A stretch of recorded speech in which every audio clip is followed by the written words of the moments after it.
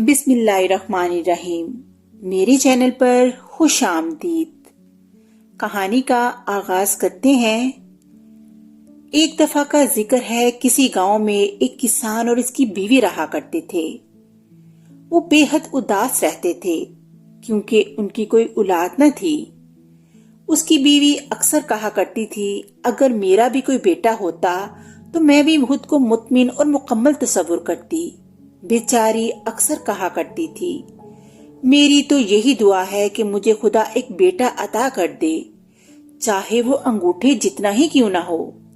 میں اس کو دل و جان سے پیار کروں گی اور سینے سے لگا کر رکھوں گی۔ اب یہ تو سبھی جانتے ہیں کہ دعا قبول ہونے کی بھی کوئی گھڑی ہوتی ہے، اس لیے بزرگوں نے کہا ہے کہ ہمیشہ اچھی دعا کرنی چاہیے۔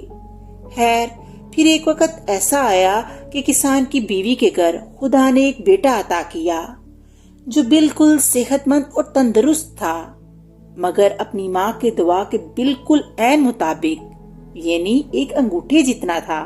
خیر کوئی بات نہیں، اس کی ماں نے صبر شکر کرتے ہوئے کہا، میں تو کہہ چکی ہوں کہ میں اس سے خوب پیار کروں گی اور یقیناً میں اس کے ساتھ خوب پیار کروں گی، اس کو مایوس نہیں ہونے دوں گی۔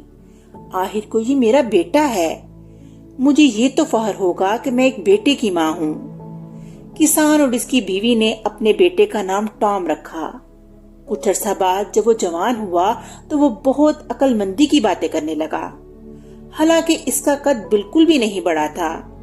ایک مرتبہ جب کسان بڑی محنت مشقت سے جنگل میں لکڑیاں کاٹ رہا تھا تو اس نے سرد آہ بھرتے ہوئے اپنی بیوی سے کہا، نیک بخت، میں بوڑھا ہو چلا ہوں، کاش میرا کوئی بیٹا ہوتا جو میری اس بڑھاپے میں مدد کرتا، میرا ہاتھ بٹاتا، میرے گھوڑے اور چھکڑے کو سنبھالتا۔ میں آپ کی مدد کروں گا پیارے ابا جان، آپ فکر کیوں کرتے ہیں؟ ٹام نے اپنے باپ سے کہا، امی جان سے کہیں کہ اب گھوڑے کی باگیں چھوڑ دیں، گھوڑے کو اب میں خود چلاؤں گا، آپ مجھے صرف گھوڑے کے کان کے اندر بٹھا دیں، باقی کام میں خود ہی کروں گا۔ کسان نے حیرت کے ساتھ اپنے بیٹے کو اپنی ہتھیلی پر اٹھاتے ہوئے دیکھا، مگر اس کی ضد کے سامنے آخرکار اس کو مجبور ہونا پڑا۔ کسان کی بیوی نے گھوڑے کی باگیں چھوڑ دیں اور ٹام کو گھوڑے کے کان میں رکھ دیا۔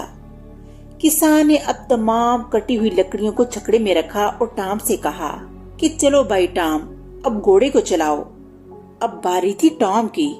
ٹام نے گھوڑے کو دوڑنے کا کہا، اس کو تمام راستے ہدایات دیتا رہا کہ اس کو کس طرف چلنا ہے۔ گھوڑا بھی اس کے بتلائے ہوئے راستوں پر دوڑتا رہا، اس طرح مڑتا رہا کہ جیسے کوئی ماہر کوچوان گھوڑے کو چلا رہا ہے۔ راستے میں چلتے ہوئے دو آدمیوں نے کھڑے ہو کر یہ حیرت انگیز منظر دیکھا کہ گھوڑا خود بخود دوڑتا جا رہا ہے، اس کی لگامیں کسی کے ہاتھ میں نہیں ہیں، جبکہ دونوں میاں بیوی آرام سے چکڑے پر بیٹھے ہیں۔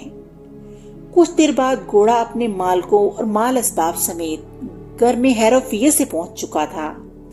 ٹام چھلانگ لگا کر گھوڑے کے کان سے باہر آ گیا۔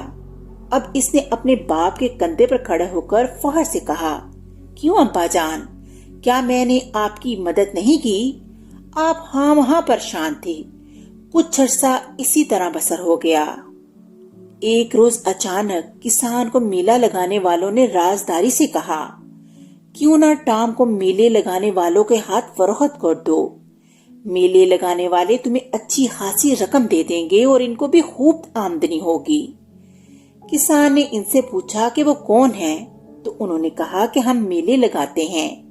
یہ وہی لوگ تھے جنہوں نے راستے میں بغیر کوچوان کے گھوڑا دوڑتے دیکھا تھا۔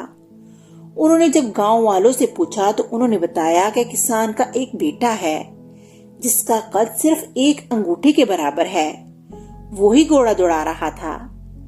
میلے والوں نے بہت زیادہ اصرار کیا، مگر ٹام کا باپ ان کو انکار ہی کرتا رہا۔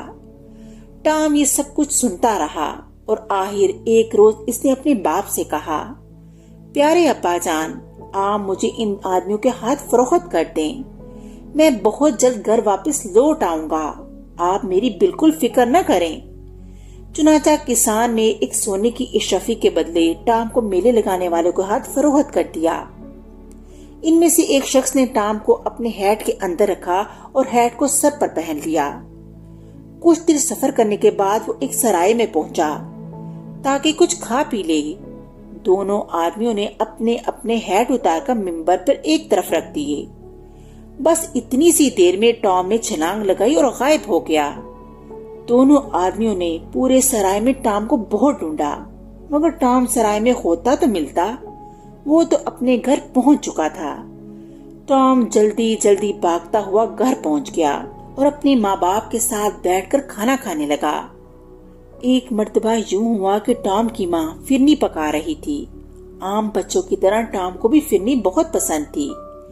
اس کا دل چاہ رہا تھا کہ اس کو چکھے۔ ٹام اچک کر اس کڑھائی کے کنارے پر چڑھ گیا جس میں اس کی ماں فرنی پکا رہی تھی، مگر ٹام اس میں گر گیا۔ فرنی کڑھائی میں کافی زیادہ تھی اور ٹام کافی چھوٹا، چنانچہ فرنی میں ٹام مکمل طور پر ڈوب گیا۔ اس کی ماں نے فرنی پکانے کے لیے کڑھائی کو چولہے پر چڑھا دیا اور ٹام چیختا چلاتا رہا، مگر اس کی آواز بھلا اس کی ماں کے کانوں تک کیسے پہنچ سکتی تھی؟ مگر اس نے فرنی کو خوب زور زور سے ہلتے ضرور دیکھا۔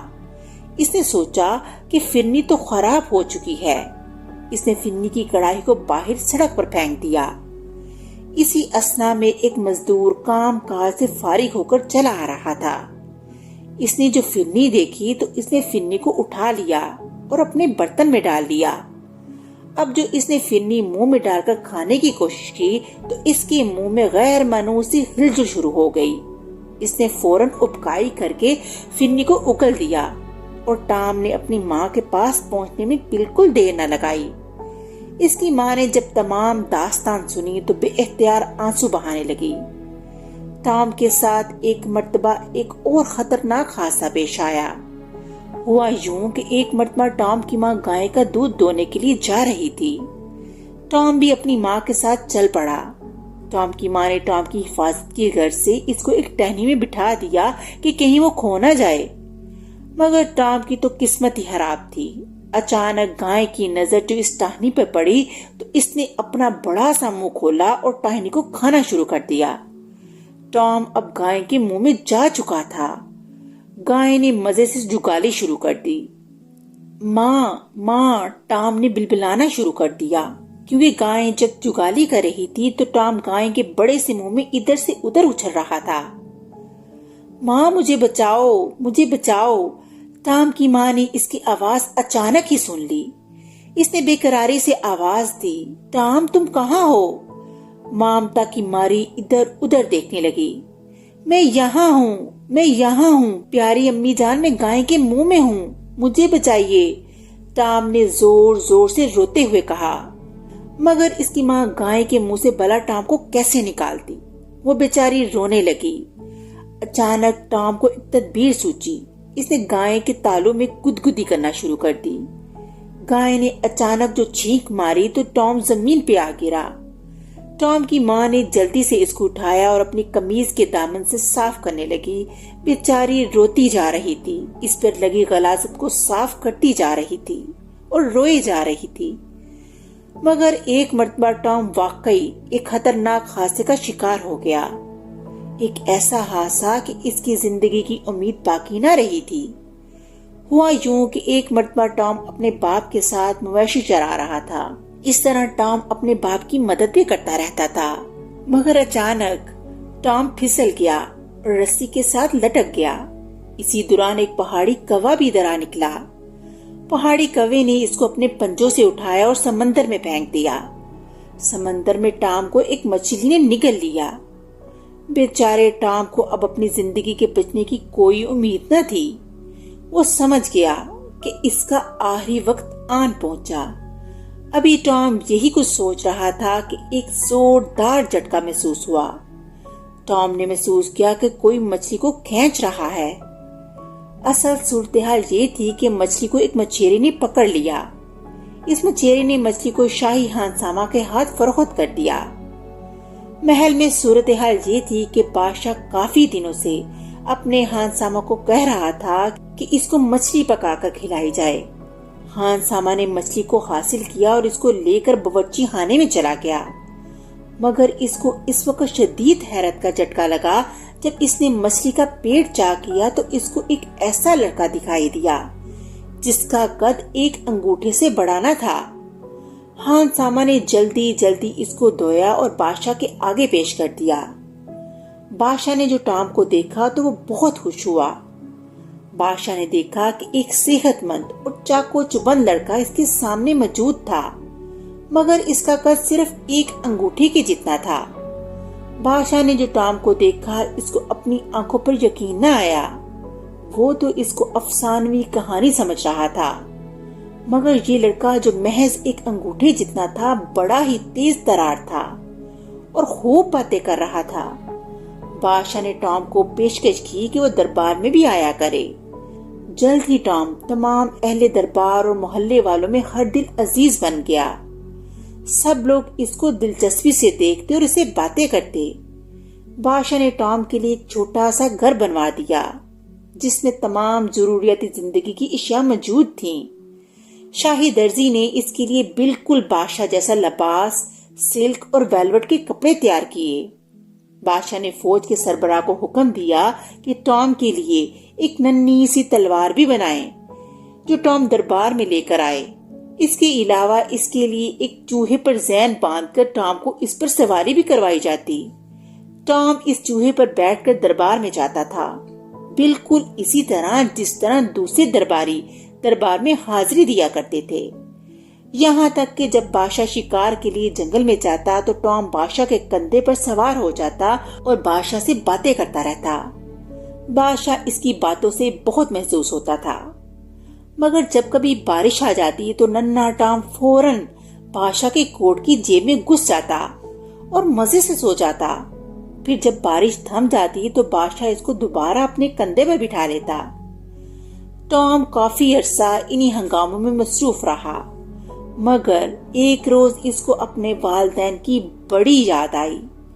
اس نے بادشاہ کے سامنے عرض کی کہ اس کو برائے مہربانی اپنے والدین کے پاس جانے کی اجازت دی جائے۔ بادشاہ نے ٹام سے کہا کہ وہ اپنے والدین کے متعلق کچھ بتائے۔ جب ٹام نے یہ بتلایا کہ اس کا باپ ایک غریب کسان ہے تو بادشاہ نے ٹام سے کہا کہ خزانے میں سے جس قدر سونا چاہے لے جائے، لیکن ٹام تو ایک بہت چھوٹے قد کا مالک تھا، اس سے تو کچھ بھی نہیں اٹھایا جا سکتا تھا۔ مگر اس نے بادشاہ کا شکریہ ادا کیا اور ایک سونے کی اشرفی لی اور بڑی محنت سے اس کو اپنے کمر پہ باندھ لیا۔ 2 دن مسلسل چلنے کے بعد آخر کار ٹام اپنے گھر پہنچ گیا۔ رات اس نے باڑ کے نیچے گزاری۔ صبح اس نے بڑی مشکل سے اشرفی کو اپنے پرانے گھر کے دروازے تک پہنچایا اور اپنی مہین سی آواز میں پکارنے لگا، امی جان، ابا جان، یہ میں ہوں، یہ میں ٹام ہوں، میں گھر آ چکا ہوں، آپ جلدی سے دروازہ کھول دیں۔ دروازہ کھولا اور اس کے والدین بڑے جوش و جذبے کے ساتھ اپنے بیٹے کے ساتھ ملے۔ اس وقت ان کی خوشی کی انتہا نہ تھی۔ انہیں یک زبان ہو کر کہا کہ ہم تمہیں گزشتہ کئی مہینوں سے تلاش کر کے تھک چکے تھے، خدا کا شکر ہے کہ تم گھر لوٹ آئے۔ تمہیں ایک مرتبہ پھر دیکھ کر ہم کس قدر خوش ہیں، اس کا تم اندازہ نہیں کر سکتے۔ ٹام نے کچھ دیر آرام کرنے کے بعد اپنے باپ کو سونے کی اشرفی دی۔ اس کا باپ ایک غریب آدمی تھا، وہ اشرفی لے کر بہت خوش ہوا۔ اس کے لیے یہ ایک سونے کی اشرفی بہت زیادہ تھی۔ تھوڑی دیر کے بعد ٹام نے اپنے ساتھ پیش آنے والے تمام واقعات اپنے والدین کو سنائے۔ ٹام اپنے گھر میں کئی مہینے قیام پر رہا اور اپنے ماں باپ کے ساتھ بہت خوش تھا۔ تب کچھ عرصے کے بعد ٹام اداس رہنے لگا۔ اس کو شاہی دربار کے ہنگامے یاد آنے لگے۔ اس کے باپ نے جب اپنے بیٹے کو اداس دیکھا تو اس نے ٹام سے کہا، ایک جوان آدمی کو اختیار ہونا چاہیے کہ وہ دنیا میں جس طرح چاہے رہے۔ اگر تم شاہی دربار میں واپس جانا چاہتے ہو تو بخوشی واپس جا سکتے ہو، میں تمہیں ہرگز نہیں روکوں گا۔ ٹام نے جب یہ سنا تو اس کی باتیں کھل گئیں۔ وہ بے ساختہ بول اٹھا، بہت خوب ابا جان، بہت خوب، مگر میں آپ لوگوں سے ملنے ضرور آؤں گا، آپ گھبرانا نہیں۔ اس کے بعد ٹام ایک بڑی سی تتلی کی کمر پر بیٹھ کر چڑھ گیا اور کچھ دیر بعد وہ شاہی محل کے اندر موجود تھا۔ بادشاہ اور ملکہ اس کو مل کر بہت خوش ہوئے اور پورے محل میں فوراً ہی یہ خبر پھیل گئی کہ ٹام شاہی محل میں واپس آ گیا ہے۔ ٹام اپنی عمر کے آخری حصے تک محل میں رہا۔ جب اس کا انتقال ہوا تو بادشاہ نے اس کے لیے سنگ مرمر کا مقبرہ بنایا اور مہینے میں ایک مرتبہ دربار جاتے ہوئے اس مقبرے پر ضرور آتا۔ اس طرح ٹام کی کہانی کا اختتام ہو گیا۔ اگلی کہانی کے ساتھ پھر ملیں گے، تب تک کے لیے اللہ حافظ۔